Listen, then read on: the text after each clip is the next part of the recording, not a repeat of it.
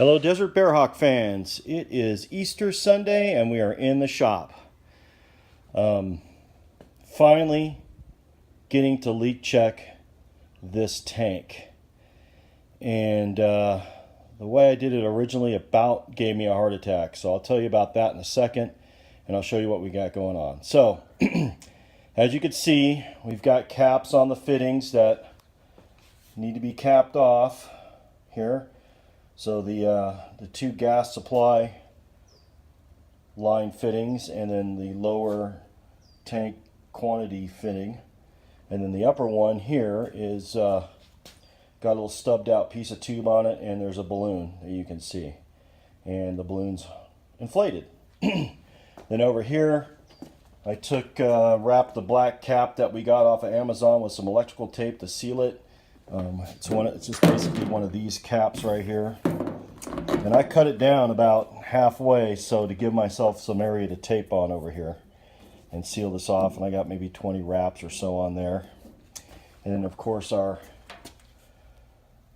plug slash bung for the aux tank is in, and then on the bottom underneath in the rear here, let's get this stuff off here, is the sump, water sump and fuel sampling port.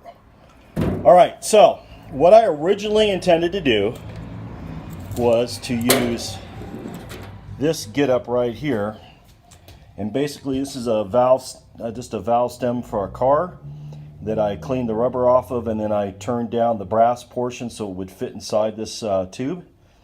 And then it was kind of an interference fit. Then I heated the tube up a little bit and shoved it on there, and when it cooled it got pretty airtight, and then I just wrapped it with some electrical tape.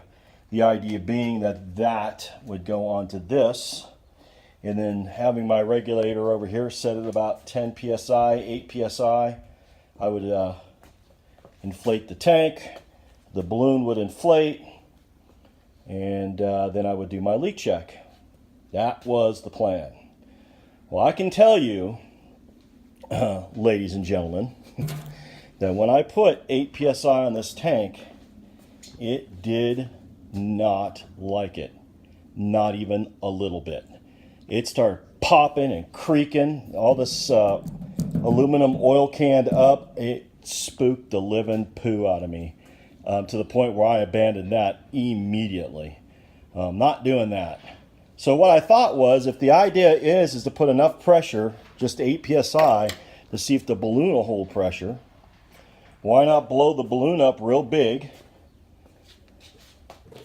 pinch it off right here after you blow it up, screw it back on, tighten it down, and see what happens.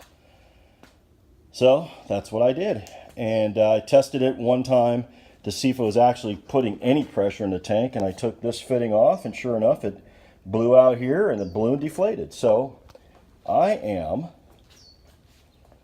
going to do it this way, and we'll see where that balloon gets me in an hour or so. Now I've leak checked every one of the fittings with some spray soap, and nothing's blowing little bubbles, so I'm feeling pretty good about being airtight. But I tell you what I'm not feeling good about is pressurizing this tank using, maybe it's a bicycle pump and it's one pump at a time, and I got my regulator set down, it barely even blows out of there. It's pretty amazing to me, the reaction that this tank had. Just really surprised me. So that's where we are. I'll get back to you and show you what the balloon looks like in the next video, and with that, I'll see you in the shop.